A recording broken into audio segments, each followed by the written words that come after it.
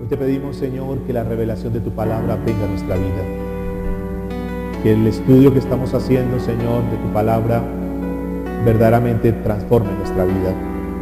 No queremos escuchar una palabra más hoy. No queremos solamente haber venido por venir, por aquietar nuestra conciencia, por cumplir, sino que queremos, Señor, que tú hoy nos hables. Que el momento que abramos nuestra Biblia, Señor, revelación de lo alto venga a nosotros. Te lo pedimos, Padre, en el nombre de Jesús. Amén.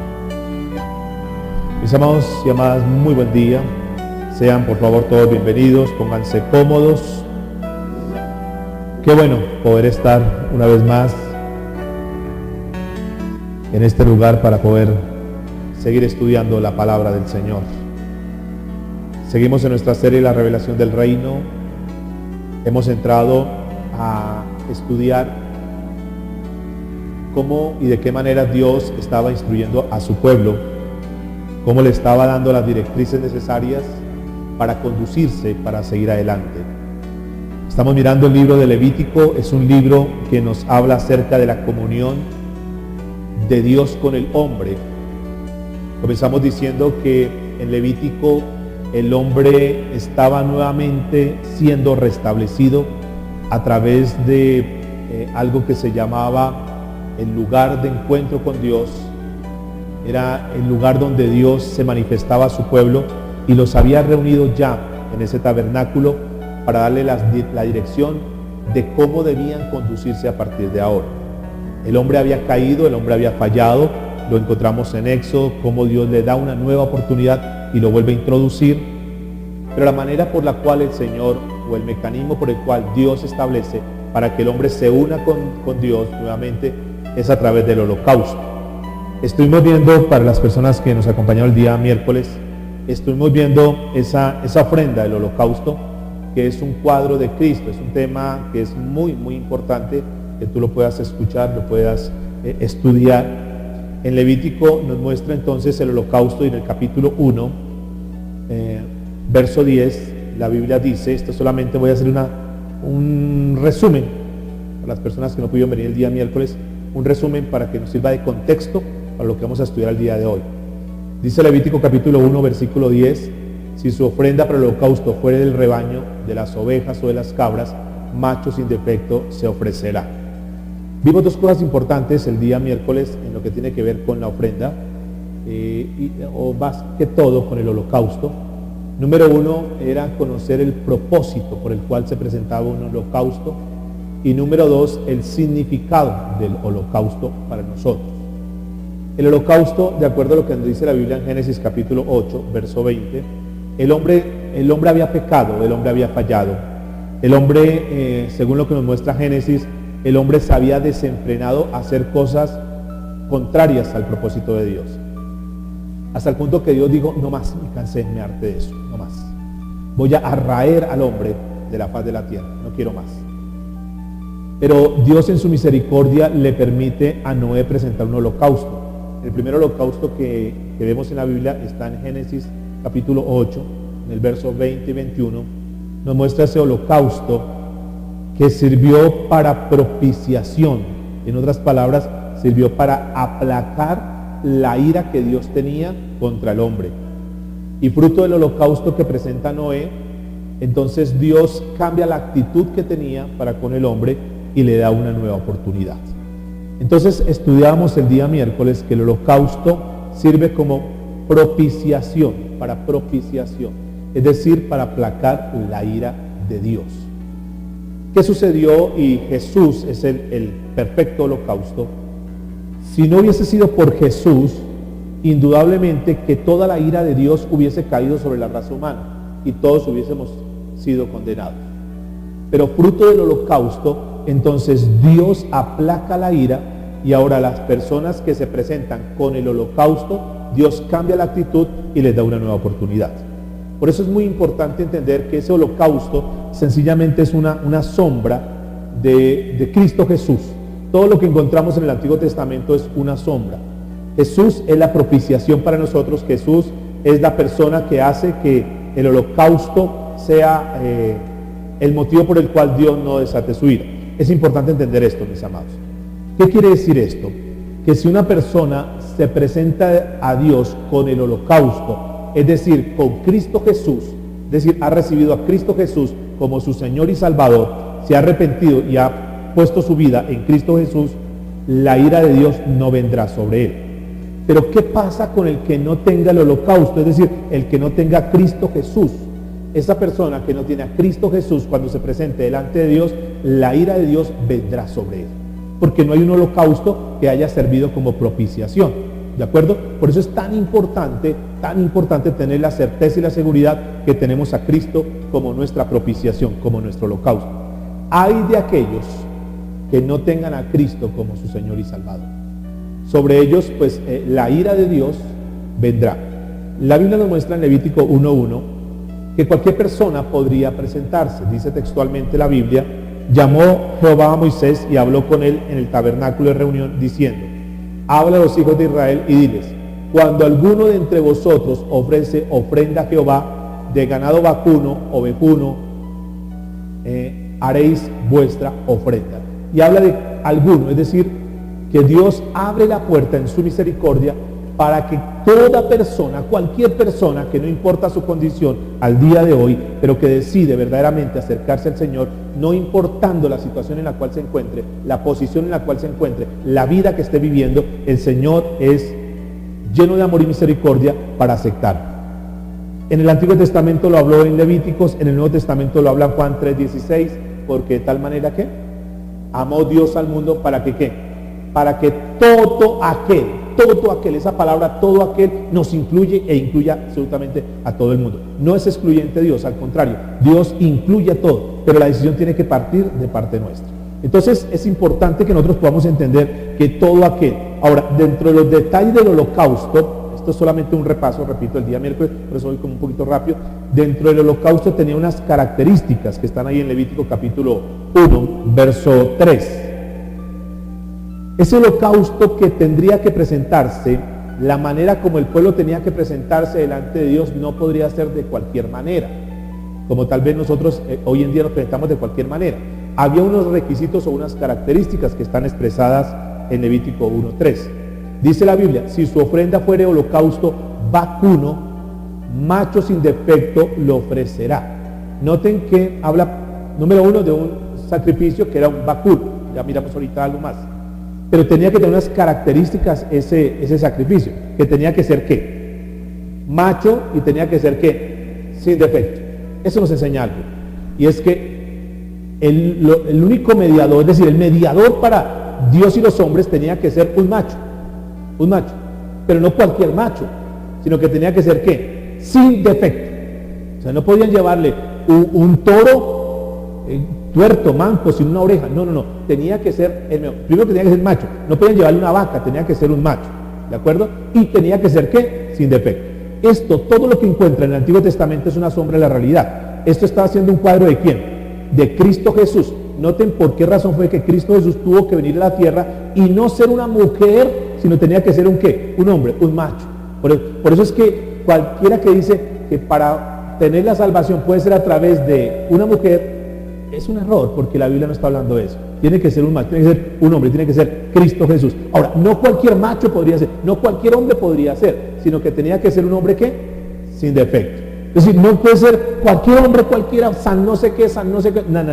Tenía que ser uno sin defecto. Y el único que estuvo en esta tierra, que caminó en esta tierra como nosotros, sin defecto, fue solamente una persona, que fue ¿quién? Cristo Jesús. Notan que por eso es que el sacrificio, el holocausto, el único holocausto verdadero y válido para Dios, es decir, delante de Dios, tenía que ser un macho y sin defecto. Eso representa a Cristo Jesús. Por esa razón, cuando nosotros vamos delante de Él con ese holocausto perfecto, sin defecto, pues somos aceptos delante del Padre. Cualquier otra persona que se presente con otro tipo de holocausto, por mis obras, por lo que yo he hecho, es que por la virgencita de no sé qué, es que es por San no sé qué, ninguno de esos sacrificios o holocaustos son válidos delante de Dios. ¿Estamos de acuerdo?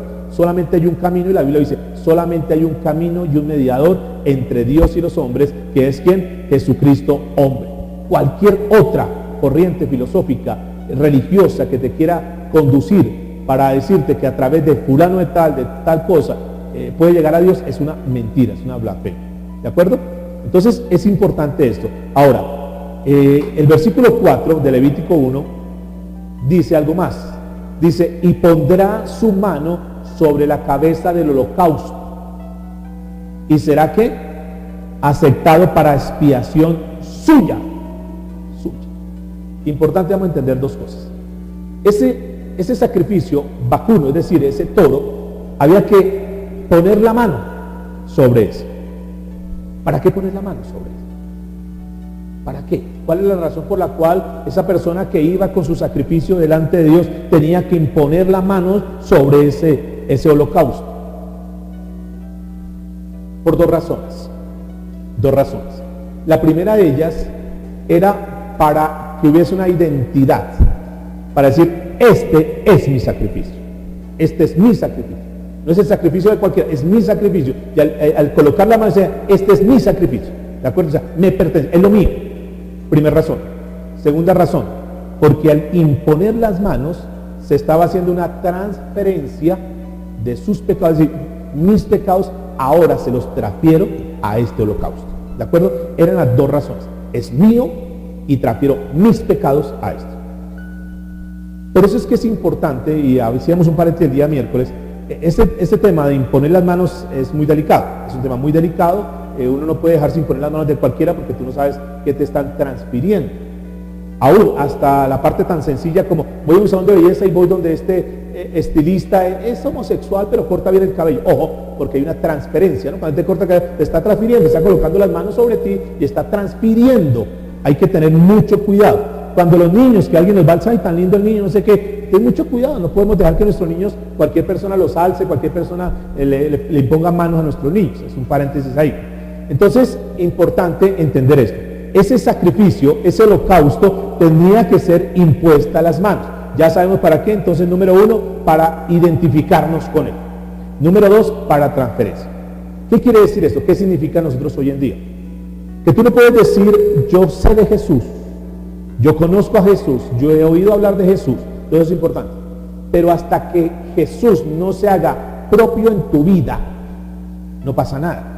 Porque mucha gente conoce hablar de Jesús, pero no lo han hecho el Señor de su vida. Tenemos que tener a Jesús como mi Señor. Jesús es mi Señor, Jesús es mi representante. A través de Jesús yo estoy siendo limpiado de mis pecados. Pero para eso yo tengo que tener a Jesús como mi Señor y mi Salvador personal. ¿De acuerdo? Cuando estamos hablando de transferir, estamos diciendo que yo tengo que haber tenido un arrepentimiento. Es decir, yo tengo que haber dicho, Señor, mis pecados, todo lo que yo he cometido, ahora se los doy a Jesús. Jesús es mi representante, yo se los endoso a Jesús, se los entrego a Jesús. Yo ya no quiero seguir cargando con mis pecados. Ahora yo entiendo que Jesús vino a cargar con mis pecados. Jesús, te entrego mis pecados. Si tú no has hecho a Jesús como el Señor de tu vida, ni le has transferido los pecados a Jesús y estás viviendo en tu pecado, tú no puedes esperar que Jesús sea tu holocausto. ¿De acuerdo? ¿De acuerdo? Porque es que hay que tener claros esos conceptos, porque la gente, si no tiene los conceptos claros, entonces va a estar en esta tierra pensando que está bien con Dios, que tiene buena comunión con Dios, que está bien con el Señor, pero resulta que cuando llegue ese día va a tener una sorpresa grande, donde Jesús le va a decir, donde Dios le va a decir, un momentico, ¿cuál es su holocausto? Yo creo en Jesús. Cree, pero tú nunca le entregaste la vida a Jesús. No, yo sí le entregué la vida a Jesús. Sí, pero seguiste viviendo en tus pecados porque no le he entregado los pecados a Jesús y seguiste caminando en tus pecados. Hay que tener mucho cuidado. Eso es la importancia del holocausto. Hasta aquí vamos. Entonces dice que versículo 5, entonces degollará el becerro en la presencia de Jehová. Degollará el becerro. ¿Quién degollaba el becerro? ¿Quién era el encargado de degollar el becerro? ¿Quién? ¿Quién? Ay. Yo llevo mi becerro y yo lo degollo. ¿Ah? Porque mire que es el contexto. Mire lo que, si lo miramos el versículo 4, me doy un poquitico. Dice, ¿a quién está hablando? Y pondrá su mano sobre la cabeza del holocausto y será aceptado para expiación suya. Entonces degollará el becerro en la presencia de Jehová. Eso no era la tarea del sacerdote. O sea, yo soy el que tengo que matar mi pecado. Yo soy el que tengo que decir, no más. Yo soy el que tengo que tomar una decisión y decir, ya no más. Yo no puedo decir que sean los demás. Ore por mí para que deje el alcohol. Pastor, ore por mí porque tengo un problema de drogadicción. Ore por mí para... Un momentico. Tú tienes que presentar tu vida en sacrificio a Dios y tomar ese pecado y matarlo de tu vida. Tienes que arrancarlo de tu vida. Tienes que ese pecado tiene que morir en tu vida. Tú no puedes, pero no es porque los demás, es que tengo un pecado de adulterio, pastor, ore porque mi esposo es un adúltero. Él tiene que tomar una decisión en su vida y decir, no más. Es que tengo un pecado de pornografía, pastor, ore para que mi hijo no vea pornografía. Es que su hijo es el que tiene que tomar la decisión de decir, esto no es agradable ante los ojos de Dios y yo tengo que dejar eso. Es la persona. Ahora ya entran los sacerdotes. Dice el versículo 6, y los sacerdotes, hijos de Aarón, ofrecerán la sangre y rociarán alrededor del altar. Eso ya era un tema que le correspondía a los sacerdotes. Algo más que vimos ahí importante, solamente de manera de repaso, es que se entregaba todo, pero se quitaba la piel. O sea, ese holocausto no se presentaba con piel. ¿Por qué se presentaba sin piel? ¿Qué pasaba con la piel? ¿Para qué era la piel? ¿Quién utilizaba la piel? ¿Qué hacían con la piel? La piel era entregada a los sacerdotes para que ellos se vistieran, pero eso no se presentaba en el holocausto delante de Dios. La Biblia dice en el versículo 6, y degollarán el holocausto y lo dividirán en piezas. Degollaban el holocausto y lo dividían ¿qué? En piezas. Todo eso es una simbología, es un cuadro, como así en piezas. Tenían que cortar el animal, no le podían partir los huesos, como cuando uno va a partir un pollo y uno no sabe y se partamos, que sacamos más piezas de las que son. Era por todas las coyunturas, no le partían ningún hueso. ¿Por qué por piezas? Porque en el momento que una persona se presente delante de Dios, pieza a pieza, pecado a pecado, va a tener que ser presentado delante de Dios. Por eso es que cuando uno está en la etapa del arrepentimiento, uno puede decir, Señor, perdóname todos mis pecados. No. Así como tuvimos el valor de cometer pecado por pecado, tenemos que ir delante de Dios y decirle, Señor, perdóname por esto, por esto, por esto, por esto, por esto, por esto, pieza por pieza. Porque un día, aquella persona que no se arrepienta, un día va a estar delante del Señor y esa persona va a tener que ser juzgada pieza por pieza, pecado por pecado. Pero bueno, sigamos ahí entonces. Habían 3 tipos de holocausto. Dice el versículo, versículo 8.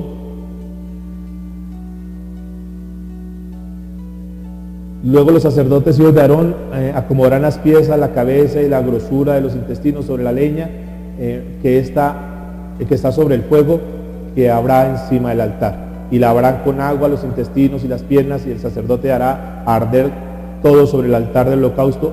Dice, ofrenda encendida, olor grato para Jehová. Versículo 8 de Levítico 7, en paréntesis ahí, dice, el sacerdote que ofreciera holocausto de alguno, la piel del holocausto que ofreciere será para él, es decir, para el sacerdote. Habían 3 tipos de holocausto, uno que era el holocausto vacuno, otro que era el holocausto ovejuno, y otro que eran ¿qué? Aves. ¿Por qué 3 tipos de holocausto? ¿Por qué vacas, ovejas y aves? ¿Por qué no solamente uno? ¿Tienen que ser solo vacas o tienen que ser solo ovejas? ¿Por qué razón? ¿Cuál sería la razón? Eso lo vamos a mirar hoy, pero eso no es de sangre. Bien, está en la jugada. Perfecto, muy bien. De acuerdo al recurso. Estamos hablando de holocausto, ese es ofrenda. Ese es el tema de hoy.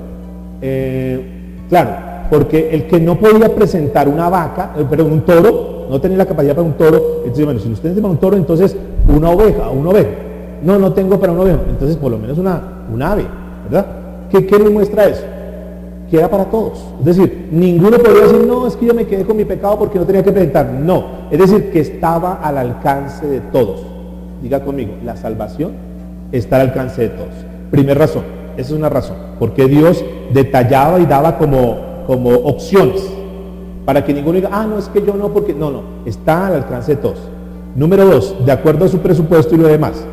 Pero también nos muestra algo, que no importa si era rico o si era pobre, es decir, tanto aquel que presenta el vacuno como el que presenta el ave necesitan de la salvación. ¿Qué quiere decir esto?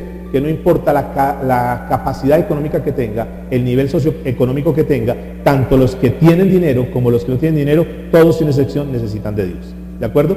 No, yo tengo plata, necesito de Dios. No, necesita de Dios. Yo no tengo nada, también necesita de Dios. La salvación es para todos. ¿Listo? Ahí como para que tengamos una idea del contexto, les invito a que puedan escuchar todo el mensaje que tiene que ver con el holocausto. Hoy vamos a avanzar en el capítulo 2 y vamos a ver la ofrenda de grano. Esta, digamos, la anterior es una ofrenda con sangre. Bueno, hay que degollar sangre. Esto que vamos a mirar hoy, que está en el capítulo 2 de Levítico, es la ofrenda sin sangre. Es la ofrenda de grano. En esta ofrenda sin sangre vemos que el fruto, digamos que todo lo que vemos en Levítico es una sombra de Cristo Jesús. Lo que vamos a mirar aquí es la consagración total que tuvo Cristo para con Dios, misma que el Señor demanda en nosotros. No que seamos unos tibios, no que seamos unos a medias, sino que verdaderamente Dios demanda en nosotros una consagración. Y Cristo fue el mejor ejemplo, el mejor modelo de una persona con una consagración total. Vamos a mirar Levítico capítulo 2 entonces, porque cuando uno analiza a Jesús en toda su vida, todo lo que hizo en la tierra, toda la labor que hizo, siempre tuvo un propósito. Antes de entrar a Levítico, solamente para que lo tengas como contexto, mire Juan capítulo 8, versículo 29. Me parece interesante que mire este capítulo y que si lo puedes resaltar en tu Biblia lo hagas porque te va a ayudar bastante. Juan capítulo 8, versículo 29, que es un cuadro de Cristo Jesús en su dedicación y consagración en todo lo que hizo. ¿Están conmigo? Juan 8, 29. Dice la palabra: porque el que me envió, ¿quién está hablando aquí primero que todo? Perfecto. Porque el que me envió, ¿quién lo envió a Jesús? Dios Padre. Porque el que me envió conmigo está. Noten la certeza y la precisión de Cristo para decir, Dios está conmigo. ¿Por qué Jesús tenía la certeza de que Dios estaba con él? Hago una pregunta. ¿Cuántos de los que estamos aquí estamos completamente seguros y convencidos de que Dios está con nosotros? Ojo, una cosa es que creamos y otra cosa es que realmente Dios esté con nosotros. Yo puedo creer en mi alma, ya vimos el tema del alma, yo puedo creer en mis sentimientos que Dios está conmigo, pero falta mirar si verdaderamente, espiritualmente Dios está con nosotros. ¿Sí? Pero Jesús tenía la certeza, Jesús tenía la convicción en alma, cuerpo y espíritu que estaba con él. Porque el que me envió conmigo está, no me ha dejado solo el Padre. O sea, Jesús tenía la certeza que el Padre estaba con él en donde fuera. ¿Por qué? Aquí está el por qué. ¿Porque qué? Porque Jesús hacía ¿qué? Siempre, no ocasionalmente, lo que le agrada al Padre. O sea, Jesús, yo tengo respaldo porque todo lo que yo digo es porque Dios me lo ha dicho. Yo estoy obedeciendo a Dios en todo, estoy caminando como Dios manda, estoy obedeciéndole a Dios. Entonces, mientras yo haga todo lo que Dios me diga, yo sé que Dios me está respaldando, Dios está conmigo. Ahí vuelvo a la pregunta. ¿Será que nosotros estamos haciendo todo lo que a Dios le agrada? ¿Qué dicen? ¿Será que estamos haciendo lo que a Dios le agrada? Entonces, si no estamos haciendo todo lo que a Dios le agrada, ¿por qué podemos pretender de que Dios está con nosotros siempre? Es un buen interrogante para que nos quede ahí como para que lo revisemos. ¿Qué necesitaríamos hacer para que Dios esté con nosotros y nos respalde en todo? Pues hagamos lo que Dios manda. Si nosotros comenzamos a obedecer, a hacer lo que Dios manda, tengamos la certeza que donde vayamos, por situaciones difíciles que estemos, Dios está ahí con nosotros. Pero vamos a Levítico ahora sí para estudiar el tema de hoy. Y vamos a tocar entonces la ofrenda de grano. Levítico capítulo 2. Escuchen porque aquí hay algunos detalles que son bien importantes que vamos a aprender hoy bastante. Cuando alguna persona ofreciera oblación, que quiere decir ofrenda a Dios, cuando alguna persona ofreciera oblación a Jehová, su ofrenda será ¿qué? Flor de harina. Diga conmigo, flor de harina. Sobre la cual echará aceite, diga conmigo, aceite. Y pondrá sobre ella incienso, diga incienso. Y la traerá a los sacerdotes hijos de Aarón, y de ellos tomará el sacerdote su puño lleno de la flor de harina y del aceite con todo el incienso, y lo hará arder sobre el altar para memorial. Ofrenda encendida es de olor grato a Jehová, y lo que resta de la ofrenda será de Aarón y de sus hijos, esta cosa santísima de las ofrendas que se queman para Jehová. Entonces vamos a mirar aquí escúchame esto, tres aspectos de dedicación que nos van a ayudar bastante, porque nosotros creemos muchas veces que estamos bien delante de Dios, que venimos a la iglesia y que ya, con el solo hecho de venir a la iglesia, ya, con eso ya estamos, que Dios se agrada. Pero aquí 3 características importantes. Si ustedes notan, dentro de las características, ¿cuál era el tipo de ofrenda que se tenía que presentar? En este. ¿Era una qué? Una harina de flor. ¿Sí? Era una flor que tenía que ser presentada, que se convertía en harina, y eso se le presentaba al Señor. Dice la Biblia que entonces su ofrenda será flor de harina. Flor de harina. Ahora, vienes. Para que se convirtiera en harina, esta flor tenía que pasar por un proceso, es decir, tenía que ser ¿qué? Procesada. ¿Cómo procesar? Hoy en día pues estamos industrializados, hay mucha maquinaria y lo demás, pero en esa época ¿cómo se hacía para separar el grano? ¿Qué había que hacer? Golpearlo. Y noten que esto es una sombra que para poder desmenuzar el grano y sacar lo que servía, tenía que ser ¿qué? Golpeado. ¿Están de acuerdo conmigo que si una persona que hubiese sido golpeada en esta tierra fue el Señor Jesucristo? Así fue la vida de Cristo. La vida de Cristo fue, cuando Jesús vino a esta tierra, Jesús vino como una espiga. Nosotros digamos viéndonos como espiga. Nosotros somos espiga. Jesús vino a esta tierra como una espiga más, pero obvio, muy diferente a nosotros, pero fue una espiga.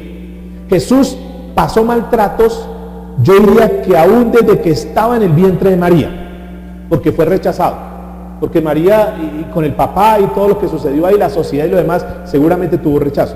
Durante toda su etapa, si nosotros hacemos un seguimiento de Jesús, durante toda la vida de Jesús, Jesús pasó por golpes, por maltratos. ¿Están de acuerdo? De toda índole. Jesús tuvo que ser tentado y tuvo que sobrepasar eso sin caer en tentación. Jesús fue tentado por el diablo y tuvo que enfrentarse con el diablo casi que cara a cara y sobrepasar. Jesús tuvo que enfrentarse con la humanidad, con los hombres, y ser golpeado, maltratado, herido y lo demás. Jesús fue un hombre, dice la Biblia, si vamos al libro de Isaías 53, fue un hombre que fue maltratado. Isaías 53, versículo 4. Permítanme lo leo, versículo 3, viviremos del contexto, 3 y 4. Isaías 53, 3 y 4. Despreciado y desechado entre los hombres. Mire la calificación que le da Isaías. Varón de dolores. ¿Cómo lo calificaba Isaías? Ese hombre que iba a venir, que iba a ser un varón de ¿qué? De dolores. No está hablando de felicidad, de gozo que le va a pasar. No, varón de dolores. Experimentado en quebranto, y como que escondimos de él su rostro, fue menospreciado y lo estimamos. Ciertamente llevó él nuestras ¿qué? Enfermedades. ¿Y qué más dice la Biblia? Y sufrió nuestros dolores. Y nosotros lo tuvimos ¿por qué? Por azotado y por herido de Dios. ¿Y qué más dice? Y abatido. Entonces Jesús es esa sombra que está ahí. Es la realidad de esa sombra que está ahí. Jesús es el cuadro de esa espiga que tuvo que pasar y ser maltratada y ser pisoteada, así como ese grano tiene que pasar y ser desgranado y luego ser triturado y ser molido hasta que se convierta en una harina blanca. Así Jesús pasó por todo, pero terminó completamente blanco, es decir, sin pecado. ¿De acuerdo? Pero ¿qué más necesitaba esa ofrenda? Número 1, una harina de flor. Pero número 2, ¿qué más dice ahí en el pasaje? Necesitaba ¿qué? Aceite. Es decir, no solamente era presentar la harina, presentar nuestra vida, sino que tiene que tener ¿qué? Aceite. ¿Qué simboliza en la Biblia el aceite? ¿A qué hace referencia el aceite?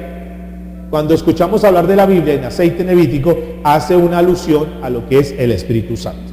¿De acuerdo? Jesús, dice la Biblia, ustedes lo conocen, Lucas capítulo 3, versículo 21, que Jesús fue bautizado, y en el momento que Jesús se levantó, dice que descendió sobre él ¿qué? El Espíritu Santo. Es decir, él recibió, que luego lo dice también en Lucas, que también hace una referencia en Isaías 61 que lo estudiamos, dice, el Espíritu del Señor ¿qué? Está sobre mí. Es decir, que esa ofrenda tenía que ser una harina procesada, pero que también tenía que tener ¿qué? Aceite. Más adelante vamos a mirar el versículos 4 y 7, vamos a ver que ese aceite no solamente era colocadito sobre la harina, así por encimita rociado, sino que iba ahí y tenía que amasarse con el aceite. Es una muestra que para nosotros presentarnos delante de Dios no es solamente tener cosas externas, sino que verdaderamente el Espíritu Santo tiene que estar en nosotros, en nosotros. Y lo vamos a estar mirando ahorita más adelante. Bien, entonces lo segundo era que la flor tenía que tener aceite, tenía que tener la unción. Tenía que tener aceite por dentro, porque era amasado, y aceite por fuera. Pero bueno, ahí nos enseña algo importante. ¿Qué es lo que el Señor espera de nosotros? Que tengamos al aceite por dentro. ¿Cómo así el aceite por dentro? Que nosotros tengamos el Espíritu Santo por dentro. Pregunta, ¿cómo y quiénes pueden tener el Espíritu Santo por dentro? ¿Los qué? ¿Todos pueden tener el aceite por dentro? No. Solamente los nacidos de nuevo. Porque cuando uno nace de nuevo, el Espíritu Santo está dentro de nosotros. Es decir, ese aceite, esa unción está dentro de nosotros. Ahora, ¿basta con que el aceite esté dentro de nosotros? Porque nosotros podemos venir un día como hoy, ser llenos del Espíritu Santo y tener la unción del Espíritu Santo. Pero ¿algo más? ¿Algo más será que se necesita? ¿Basta con que tú vengas acá y recibas la palabra y estés lleno del Espíritu Santo? ¿Algo más será que se necesita? Que eso que nosotros tenemos lo podamos reflejar, que se llama el fruto del Espíritu Santo. Es decir, que lo que nosotros recibimos tiene que estar acompañados con hechos. Que el que recibe la palabra y dice que Dios es amor y el Espíritu Santo está en él y el Espíritu Santo le da ese don del amor, lo tiene que reflejar. De nada nos sirve, escúchame esto, de nada nos sirve decir que somos cristianos o gente que dice que es cristiana si no tiene el Espíritu Santo, si no ha nacido de nuevo. De nada nos sirve haber nacido de nuevo si no lo estamos reflejando afuera. Esa es una sombra que está aquí. Pero vamos a la tercera condición. ¿Qué pasaba con esto? Versículo 2, Levítico 2. Y traerá a los sacerdotes, hijos de Aarón, y de ellos tomará el sacerdote un puño lleno de la flor de harina y del aceite. ¿Será que todo lo que le presentaban al sacerdote, él lo presentaba como ofrenda? Digamos, llegábamos nosotros con nuestra tinaja de la harina y el frasco de aceite, todo eso se lo presentaba, todo eso era para presentárselo en ofrenda. ¿Qué dice la Biblia? ¿Cuánto tomaba el sacerdote? Tomaba un puñado, ¿verdad? Y tomaba un poquito del aceite y hacía la mezcla y lo presentaba. La pregunta es, ¿qué pasaba con el resto de la harina que sobraba y el resto del aceite que sobraba? ¿Qué sucedía con eso? Vamos para allá. ¿Para qué pasaba con el aceite que sobraba, con la harina que sobraba? ¿Qué se hacía con ella? Un puñado, pero miremoslo. ¿Qué pasaba con el resto que sobraba? ¿Para quién quedaba? Para el sacerdote. Eso es lo que le quedaba, digamos, era lo que le sobraba al sacerdote para alimentarse de su familia. Él tomaba un puñado del aceite, de la harina y el aceite, lo presentaba y el resto lo iban guardando, iban acumulando, todo lo que sobraba, que era para, digamos, el mantenimiento del sacerdote. ¿Listo?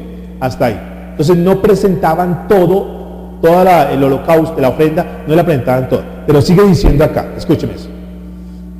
Con todo el incienso, entonces había algo más, otro ingrediente, que era ¿qué? El incienso. Llevaban el incienso. ¿Qué hacían con el incienso? ¿Qué hacían con el incienso? El puñado de la harina. ¿Y cuánto incienso llevaban para presentarle a Jehová? ¿Cuánto? Todo el incienso. ¿El sacerdote se quedaba con algo de incienso? La respuesta es no. Se podía quedar con harina, se podía quedar con aceite, pero no podía quedarse con ¿qué? Con incienso, porque el incienso era todo para Jehová. ¿Listo? ¿Qué representa el incienso? Que es bien importante. ¿Qué representa el incienso? Que subía como olor grato. Representa la adoración y la dedicación a Dios. ¿Qué quiere decir entonces esto? Escúcheme muy bien, por favor. Porque el incienso es la alabanza y la glorificación. Quiere decir que toda alabanza y toda la gloria es ¿para quién? Para Dios. Diga conmigo, repita esto que es importante. Diga, toda la alabanza y toda la gloria es para Dios. Por eso es tan delicado cuando algún sacerdote, llámese pastor, llámese líder, quiere tomar el incienso para él y llevarse la gloria para él. El sacerdote no podía decir, ay, esto huele tan rico, llevémonos un poquitico para la casa. No, prohibido. No podía. Diferente a lo que pasa hoy en día, que muchos líderes se están llevando la gloria y la honra ellos. Es que yo. O sea, se están quedándose con el incienso. ¿Me estoy haciendo entender? Por eso todo lo que haga Dios en nuestra vida, escuche porque aplica para nosotros, todo lo que haga Dios en nuestra vida, toda la gloria es para Él. Nos podemos quedar con algo, miren esto tan importante que no lo vimos en la anterior. Nos podemos quedar con algo de lo que Dios nos dé. Es permitido. Quédese con harina, quédese con aceite. Consagre lo que le corresponde a Dios. Pero no se quede con la gloria porque es para Dios. Es que es mi negocio, es que es mi empresa, es que esto lo hice. Ojo, porque todo es para la gloria de Dios. Esto que tengo es para la gloria de Dios. Esto que Dios me ha dado es para la gloria. Este carro que tengo es para la gloria de Dios. ¿Sí? Por favor, porque cuando nosotros nos metemos con las cosas que le pertenecen a Dios, entramos en problemas. Hay cosas que Dios te permite que te quedes con ella.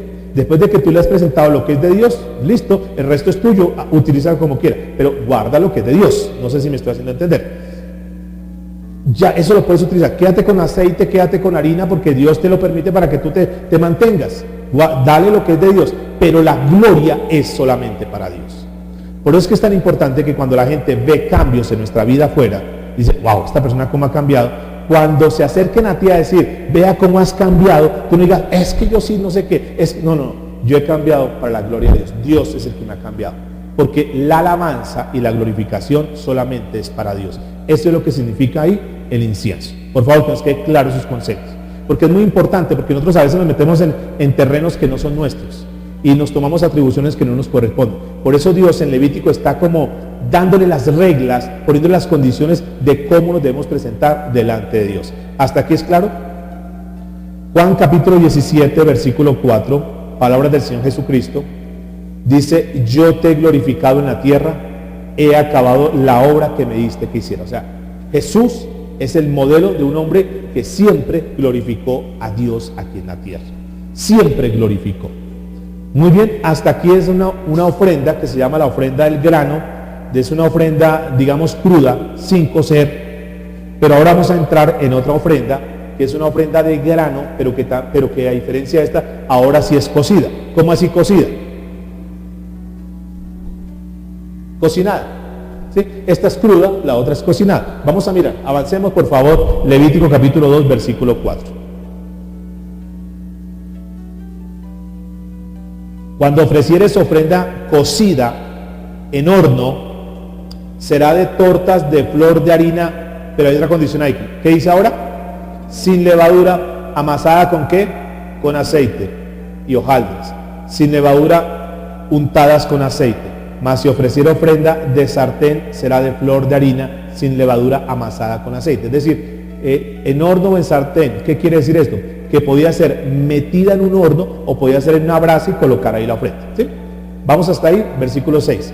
La cual partirás en piezas y echarás sobre ella aceite, es ofrenda. Si ofrecieres ofrenda cocida en cazuela, se hará de flor de harina con aceite y traerá a Jehová las ofrendas que serán de estas cosas. Y las presentará al sacerdote, el cual las llevará al altar y tomará el sacerdote de aquella ofrenda lo que sea para su memorial y lo hará arder sobre el altar. Ofrenda encendida de olor grato a Jehová. Y lo que resta de la ofrenda será ¿para quién? Será de Aarón y de sus hijos. Esa cosa santísima de las ofrendas que se quema para Jehová. Bien, entonces vamos a mirar algo bien interesante aquí, que es la ofrenda de grano cocido. Grano cocido. Es decir, ahora ya tienen la masa tiene que estar ¿con qué? Con aceite y la presenta delante del Señor. Pero hay unas condiciones ahí. Dice que esa masa no puede tener ¿qué? Levadura. Primero tiene que cocinarse. ¿Por qué tiene que cocinarse? ¿Por qué tiene que cocinarse esto?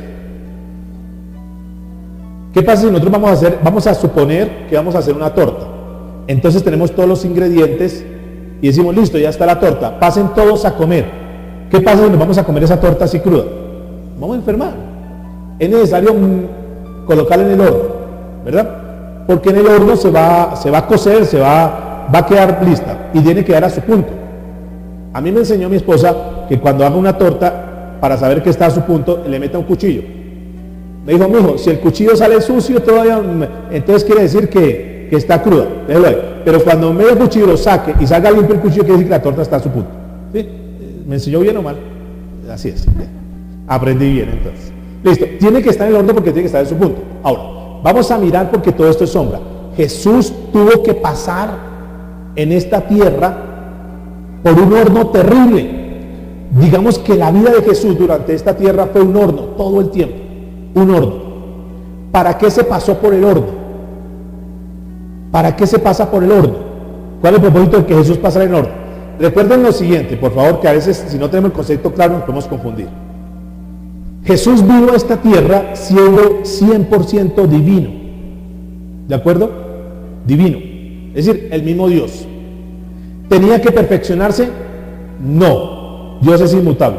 Su parte divina como tal no tenía que perfeccionarse, pero su cuerpo tenía que pasar por perfección. Por eso tuvo que pasar por todo el trillo que pasó en esta tierra Jesús. ¿Qué pasaba en el horno? En el horno de la aflicción. Dice Isaías 48:10: he aquí, te he purificado y no como a plata. Te he escogido en horno de aflicción. Dígale que está a su lado. El horno de las pruebas nos purifica. ¿Alguien ha pasado por eso? O sea, a través de las pruebas, ¿qué es lo que Dios hace con las pruebas? Nos va purificando. ¿Qué es purificar? Sacar todas las impurezas. Si lo miráramos en el oro, ¿por qué tiene que el oro pasar por fuego? Para ser quitadas todas sus ¿qué? Sus impurezas, ¿verdad? Todo lo que no sirve, toda la escoria de lo que no sirve, que hace estorbo, lo quita. Y eso es lo mismo que pasó Jesús en esta tierra, para que su cuerpo humano, que por el hecho de ser humano era tentado a hacer cosas, y Dios, tuvo que hacer tu voluntad. Lo vemos en el libro de Mateo, bueno, en los evangelios, cuando está en Getsemaní, ¿recuerdan? Señor, que no se haga mi voluntad sino la tuya. Es decir, había como una inclinación de Jesús humanamente a hacer su voluntad, pero Señor, no puedo declinar. La prueba nos permite dejar nuestras cosas humanas para depender más de Dios. Entonces escúchame esto. Fruto de las pruebas, de las aflicciones, nosotros terminamos siendo purificados. Porque nosotros en nuestras fuerzas queremos hacer muchas cosas. Y queremos hacer esto a nuestra manera, a nuestra medida, y nosotros fallamos. Y Dios nos mete en otra prueba hasta que aprendamos. ¿A que aprendamos qué? ¿Qué es lo que tenemos que aprender? A depender 100% de Dios. Señor, no briego más, decimos nosotros, en mis fuerzas. No sigo luchando en mis fuerzas. Voy a aprender a depender de ti. ¿Dónde aprendimos? ¿A dónde? ¿Por qué tuvimos que llegar a ese nivel? ¿Por qué tuvimos que pasar por eso? Porque pasamos por pruebas y nos dimos cuenta que en nuestras fuerzas no somos capaces. Ahora, cuando ya hemos pasado por tantas pruebas, decimos, ya no puedo más con este hijo que es insoportable, ya no puedo más con esta situación económica, ya no puedo más con mi esposo, con mi esposa, ya no me lo aguanto más. Y he tratado de hacer esto y lo otro y no he tenido resultados. Ahora le digo, Señor, voy a aprender a depender de ti, fruto de todas las pruebas y aflicciones. Entonces, esto es bien importante. Hebreos capítulo 2, versículo 10. Para aquellos que dicen que de pronto Jesús en su parte humana no necesitó pasar por pruebas. Pero vamos a mirar.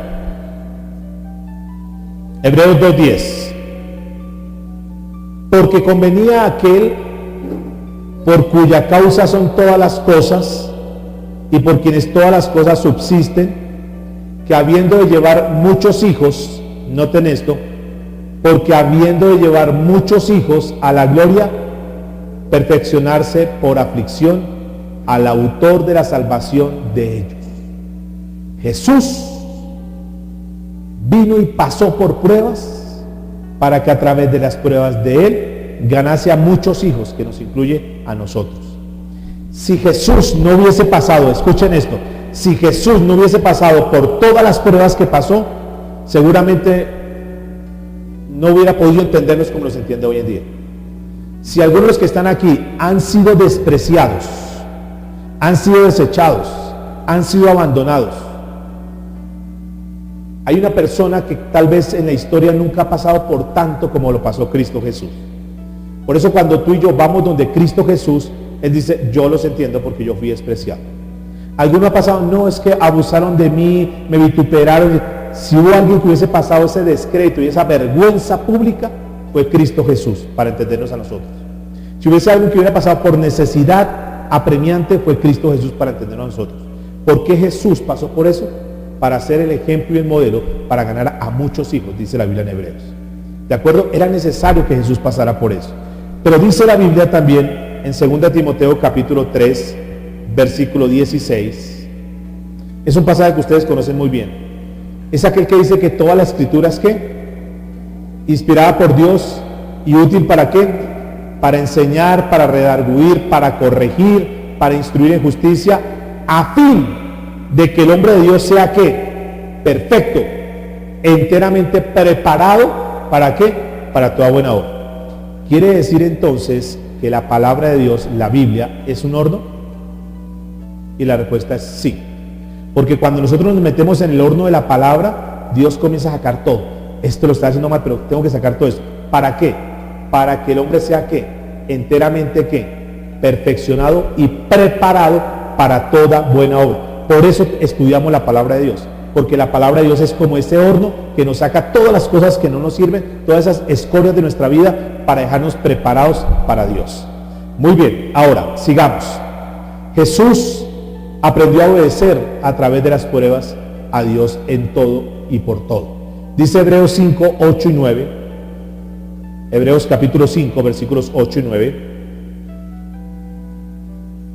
Y aunque era hijo, y ese hijo está en mayúscula refiriéndose a Jesús, aunque era hijo, por lo que padeció, aprendió ¿qué? La obediencia.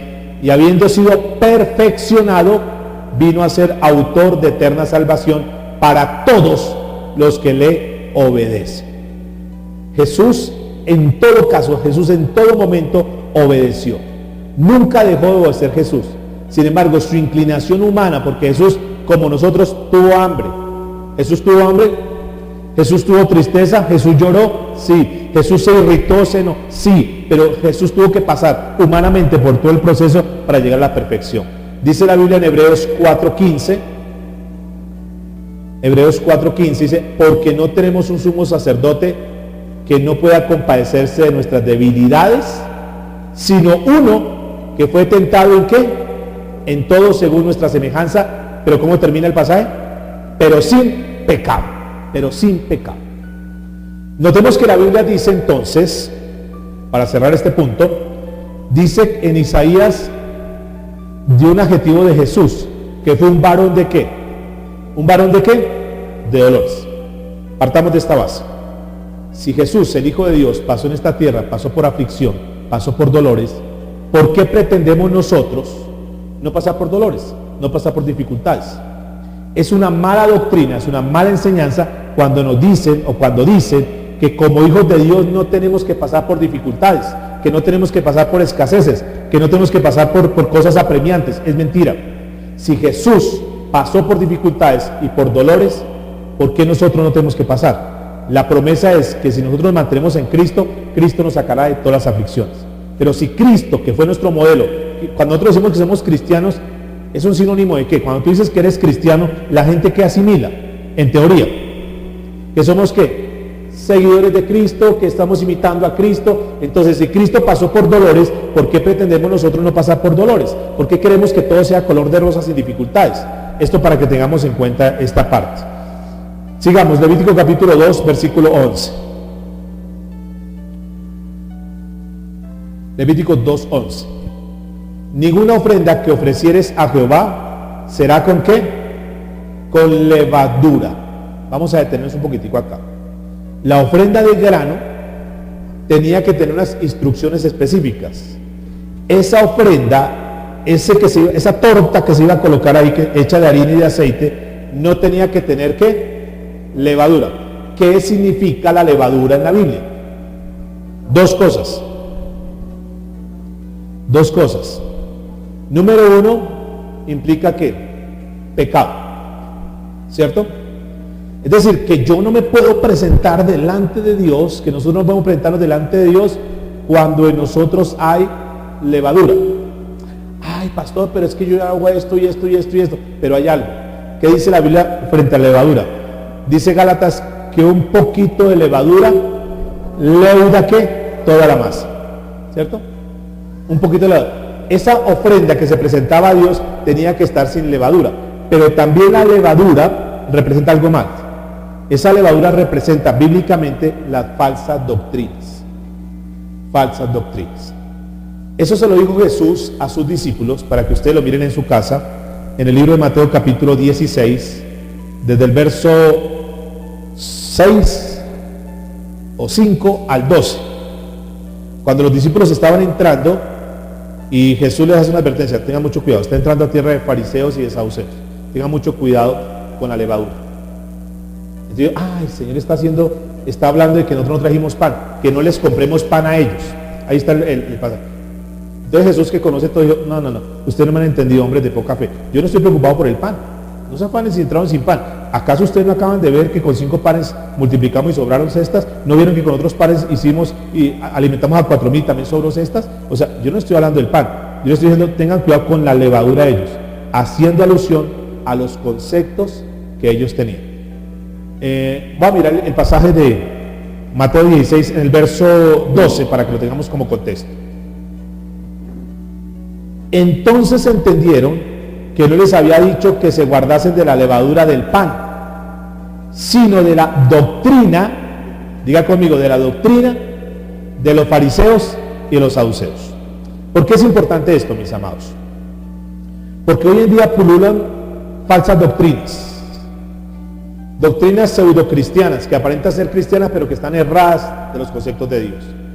Una de las cosas que el Señor advierte es: tengan mucho cuidado con la doctrina. También se lo dijo en Lucas 12:1. En esto, juntándose por millares la multitud, tanto de unos a otros que se atropellaban, dice, comenzó a decirle a sus discípulos primeramente: guardaos de la levadura de los fariseos. Y ahí dice algo más claro. ¿Qué es la levadura de los fariseos? Cuando uno escucha hablar la palabra fariseo, ¿qué viene en nuestra mente, en nuestro lenguaje coloquial? Fariseo, hipócrita, es fariseo, hipócrita. Y ahí lo está diciendo, eso no es una palabra nuestra, dice: guardaos de la doctrina de los fariseos, que es la hipocresía. Ojo con esto, mis amados, que nuestras vidas delante de Dios, escúcheme esto, que nuestras vidas delante de Dios estén sin hipocresía, que es la levadura que el Señor está hablando ahí. Número 1, sin pecado. Y número 2, ¿sin qué? Sin hipocresía. Que seamos auténticos delante de Dios, para que nuestras vidas verdaderamente sean olor grato a Él. ¿Listo? Hasta aquí vamos. Sigue diciendo. Hay otra característica que está aquí. Estoy en Levíticos 2:11. Entonces dice: ninguna ofrenda que se ofreciera a Jehová será con levadura, porque de ninguna cosa leuda, ni de ninguna miel se ha de quemar ofrenda para Jehová. Hay otro ingrediente ahí. ¿Cuál otro ingrediente que está ahí? Que no se podía quemar a Jehová, que no se podía meter al horno, que no se podía colocar en la presencia de Dios, ni que tuviera levadura y que no tuviera ¿qué? Miel. ¿Qué representa la miel? ¿Qué representa la miel? Según lo que nos dice el libro de Salmos, la miel, capítulo 19, versículo 7, es la palabra de Dios. Que la palabra de Dios dice que es dulce como la miel, dice el versículo 10. Deseables son más que el oro y más que mucho oro afinado, y dulces más que la miel y que la que destila del panal. Entonces la miel representa la palabra de Dios. Ezequiel lo narra de esta manera en Ezequiel 2, versículo 9 y Ezequiel 3, versículo 2. Habla que el Señor le presentó un rollo, y en el versículo 2 del capítulo 3 de Ezequiel le dice: y cómete de este rollo que es como miel. O sea, la palabra de Dios es miel. Dice: y fue en mi boca dulce como miel, dice Ezequiel. Apocalipsis también habla que la palabra de Dios es dulce como la miel. En el versículo 10 de Apocalipsis 10 dice: entonces tomé el librito de la mano del ángel y lo comí, y era dulce en mi boca como la miel. Entonces nos muestra que la palabra de Dios es la miel. Ahora, ya sabemos entonces que ese ingrediente que está hablando ahí es la miel. Al horno no podía entrar ni con levadura ni con miel. ¿Cómo así esto? ¿Cómo así esto? Que cuando yo me presente delante de Dios, escúcheme esto, yo no puedo tocar la palabra de Dios, porque ¿para qué se mete al horno? Dijimos que ¿para qué se metía al horno? Para purificar. La palabra de Dios como tal no necesita ser purificada. La palabra de Dios es verdad. No necesita ser modificada. No necesita que se le agregue algo. No necesita que se le quite algo. Es que le sobra esto, pongámosle esto. Pongámosle el libro del fundador. Ayudémosla con esta. La Biblia, la palabra de Dios, no necesita ser modificada. Por eso no puede entrar al horno para ser modificada, porque así como tal es la palabra. El cielo y la tierra pasará, pero su palabra no pasará. Pobre de aquel, o hay de aquel que dice, bueno, yo creo eso, pero me parece que debemos colocarle esto, y le comienzan a meter conceptos de filosofía, y le comienzan a colocar conceptos de metafísica, conceptos de automotivación y lo demás a las reuniones, porque es que tenemos que ayudarnos. No, la palabra no necesita que le ayudemos, es suficiente.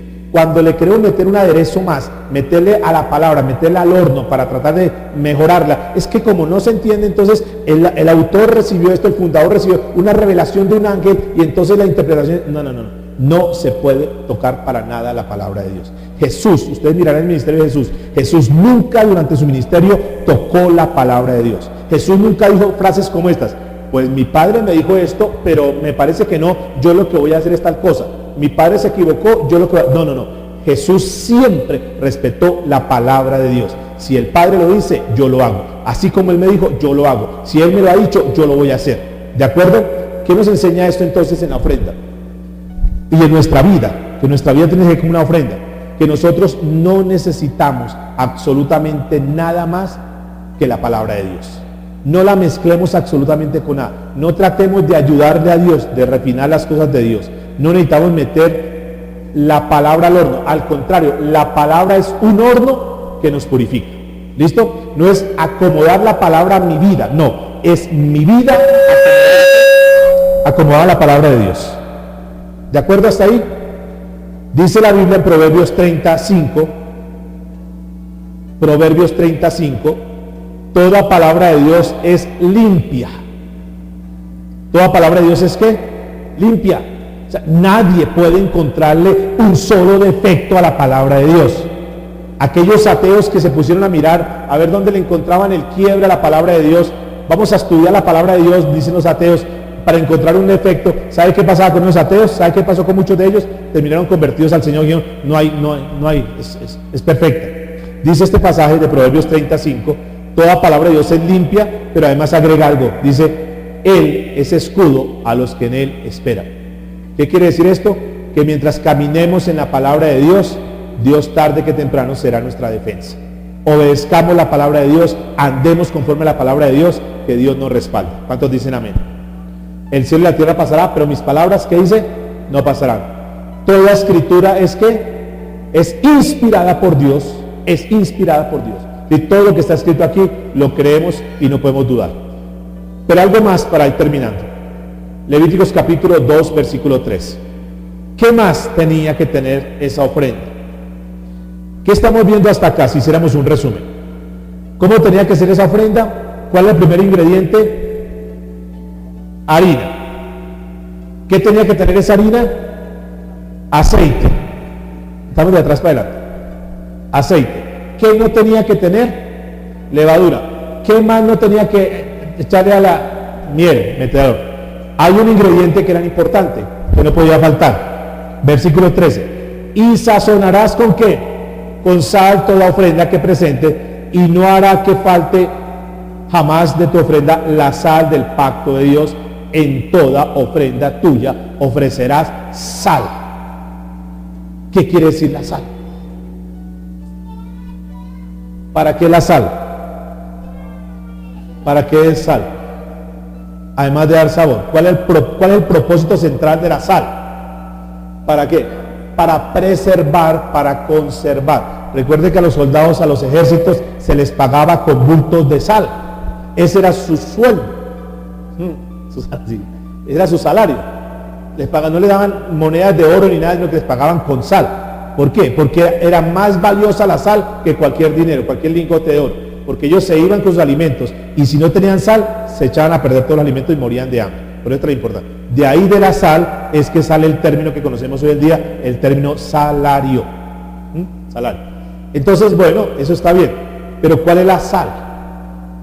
La que preserva, la que nos conserva, la que nos guarda, que sin ella estamos fritos. ¿Qué representa entonces la sal? ¿Cuál es ese? Que ninguna ofrenda se podía presentar sin ese pacto de sal. ¿Cuál es ese pacto de sal que debemos tener nosotros? Que, escuchen lo que les voy a decir seriamente, que si no tenemos el pacto de sal, estamos perdidos. Ese pacto de sal se llama Jesús, Cristo Jesús. Porque a través de Cristo Jesús es que nosotros somos preservados para vida eterna. No hay nada que nos pueda preservar para vida eterna si no es Cristo Jesús. Por eso, escúcheme bien esto, si una persona se va a presentar delante de Dios, pero está sin la sal, no sirve para nada. No sirve para nada. Pero es que he hecho obras. Pero es que compro mercados. Pero es que soy buena gente. Pero es que ayudo a fulano de tal. Sí, pero está sin sal. No tienes a Cristo Jesús como tu Salvador. No sirve. No sirve. Porque ese es un requisito que dice aquí la Biblia. Y sazonarás con sal toda ofrenda que presentes. Y no harás que falte jamás de tu ofrenda la sal del pacto de tu Dios. En toda ofrenda tuya ofrecerás sal. Versículo 14. Si ofrecieres a Jehová ofrenda de primicias, aquí viene otra, que es la ofrenda de ¿qué? Primicias. ¿Qué es primicia? Lo primero. Muy bien. A veces se malinterpreta, se abusa de esto. ¿Cuál fue esa primicia? ¿De qué primicia está hablando el Señor? Vamos a leer el texto completo para entender. Si ofrecieres a Jehová ofrenda de primicias, tostarás al fuego la espiga ¿qué? Verde, y el grano desmenuzado ofrecerás como ofrenda a tus primicias. Ya sabemos el grano, es decir, que tuvo que haber sido procesado. ¿Quién es ese grano procesado que estuvo ahí? ¿Quién es el cuadro de quién? De Cristo Jesús. Y pondrás sobre ella aceite. ¿Qué representa el aceite? El Espíritu Santo, es decir, que tiene que ser Jesús con el Espíritu Santo, y pondrás sobre ella incienso. ¿Quién fue ese mejor incienso? ¿Quién fue el que presentó mejor? Cristo Jesús. Todo lo que hizo, lo hizo para el Padre, consagrado para el Padre. Dice, y el sacerdote hará arder en memoria de él parte del grano desmenuzado y del aceite con todo el incienso, es ofrenda encendida para Jehová. Entonces la primicia, el primero que fue entregado y presentado a Dios fue Cristo Jesús. Además de todo lo que es Jesús, Jesús se constituyó también en nuestra primicia. El primero que sufrió, no está hablando del único, porque nosotros también pasaremos. El primero que vivió para Dios, no fue el primero, porque la idea es que nosotros como pueblo de Él también vivamos para Dios. El que entregó todo para Dios, también nosotros tenemos que entregar toda nuestra vida y todo lo que somos para Dios. Pero Jesús es la primicia. Es un cuadro de nosotros también. Porque para que podamos ser aceptos necesitamos tener aceite, es decir, que el Espíritu Santo tiene que estar en nosotros. También es un cuadro porque lo que el Señor quiere es que no tengamos pecado, que nos hayamos arrepentido de nuestros pecados y que estemos en santidad para Dios. ¿De acuerdo? Que no tengamos, que no llevemos al horno la miel, porque nosotros entendemos que la palabra de Dios para nosotros es suficiente, es única, no necesitamos nada más sino la palabra de Dios. Pero Jesús fue la primicia. Dígale que está a su lado, es un cuadro de nosotros. Juan capítulo 14, versículo 12, para ir ya aterrizando. Juan 14, 12. Jesús dijo, de cierto os digo. Escuche lo que dice. De cierto os digo, que el que en mí cree, las obras que yo hago, ¿qué dice? Él las hará también. O sea, si nosotros creemos en Jesús, las obras que hizo Jesús, nosotros también las tenemos que hacer. Y aún mayores hará, porque yo voy al Padre. Escuchen esto, por favor, atención. Lo que Dios espera, lo que el Señor espera, lo que Jesús espera, es que nosotros hagamos obras mayores que las que Él hizo. ¿A qué hace referencia a esto? Escúcheme bien porque aquí se malentiende esto. Jesús hizo unos milagros que nadie los ha hecho ni los va a hacer en esta tierra, le aseguro. Yo no conozco una persona que después de que alguien haya muerto 4 días, haya orado por esa persona, haya resucitado y esté vivo. Yo no he visto ninguna persona. O sea, los milagros que Jesús hizo, yo no he visto a ninguno que haya tomado pan y peces y que haya alimentado 5,000 y que haya sobrado cestas. No. A los milagros no está haciendo referencia. Cuando dice mayores cosas. ¿Qué podemos hacer hoy que Jesús no podía hacer en esa época? Que espera que nosotros lo hagamos. Por ejemplo, difundir el Evangelio. En esa época, literalmente era muy difícil que Jesús fuera a llegar a todo el mundo. Llegó a unas regiones. Pero la pregunta es, ¿será que nosotros en esta época y con lo que tenemos a nuestras manos podemos llevar el Evangelio a la otra parte del mundo estando nosotros acá? Sí. Hoy existen las redes, hoy existen los grupos sociales y lo demás, que nosotros, lo que el Señor espera es que nosotros podamos difundir, evangelizar y ganar tanta gente como tal vez Jesús en su época no lo pudo hacer, o los discípulos. A eso se refiere. No hacer milagros portentosos como lo hizo Jesús. No estamos compitiendo con Él, ni nunca llegaremos a ese nivel. Pero sí al alcance de las obras que podemos hacer nosotros. ¿De acuerdo? Nosotros hoy se nos ha entregado una cantidad de cosas para poder hacer cosas grandes. Sin embargo, nos hemos quedado quietos. Y lo que el Señor espera es que hagamos mayores cosas. Efesios capítulo 2, versículo 10. Entro a la conclusión entonces. En Cristo, escúcheme eso. En Cristo, Dios nos hizo para buenas obras. Nosotros antes estábamos sin Cristo. Teníamos una naturaleza caída, una naturaleza adámica. Pero cuando el Señor nos rescató en Cristo Jesús, ¿para qué cree que el Señor nos rescató en Cristo Jesús? ¿Cuál era el interés de que tú y yo conociéramos a Cristo y nos convirtiéramos a Cristo? ¿Para qué? ¿Para ufanarnos, para jactarnos nosotros tenemos a Cristo? No, con un fin y un propósito. Dice la Biblia, para buenas obras. Porque somos hechura suya. ¿Están ahí conmigo en Efesios 2:10? Creados en Cristo Jesús ¿para qué? Buenas obras, las cuales Dios preparó de antemano para que anduviésemos en ellas. Entonces, cuando Jesús vino a la tierra, cuando Dios tuvo el plan de redención, era para que nosotros rescatados pudiéramos hacer, diga conmigo, buenas obras. Buenas obras. Es decir, que afectemos a la gente con una vida cambiada y transformada, fruto de lo que Dios ha hecho. Esto implica, para llegar a ese nivel, implica que tenemos que pasar por el horno de la aflicción. Mientras estamos pasando por el horno de la aflicción, mientras Dios nos mueve a través de la palabra, Dios nos está preparando. Eso es lo que busca la palabra. Eso es lo que Dios establece con su iglesia. Que el escuchar la predicación va sacando lo feo de nosotros, saca todo lo malo que hay en nosotros para que seamos como Dios quiere. Dice la Biblia, 2 Timoteo 3:16 y 17, que ya lo topamos y lo mencionamos hoy: toda la escritura es inspirada por Dios y útil para enseñar, para redarguir, para corregir, para instruir en justicia, a fin de que el hombre de Dios sea perfecto, enteramente preparado para toda buena ¿qué? Obra, para toda buena obra. Y número 3, 1 Corintios 15:58. Entonces, si nosotros ya sabemos eso, no nos cansemos de hacer lo que nos corresponde. Dice la Biblia, 1 Corintios 15:58. Así que, hermanos míos, amados, estad firmes y constantes, dígale que está a su lado, firmes y constantes, creciendo en la obra del Señor, siempre sabiendo que nuestro trabajo en el Señor no es en vano. ¿No es en qué? En vano. Entonces Cristo se dio por nosotros, se dio en su muerte a través del holocausto, se dio en su vida. Es decir, miren esto tan importante, Cristo en su muerte se dio todo. Con su sangre, con todo su cuerpo, con todo su ser, se dio todo. Eso se llama holocausto. Pero en vida, Cristo dio todo en esta tierra. Cristo no dejó de dar nada. Cristo vino a servir y dar todo. O sea, fue el holocausto y la ofrenda perfecta. ¿Qué espera el Señor de nosotros? que mientras nos quede días de vida, demos todo lo mejor en esta tierra, que seamos testimonio, ya que tenemos un holocausto que es la base para todo, demos lo mejor de nosotros en esta tierra. Inclina tu rostro, por favor, cierra tus ojitos.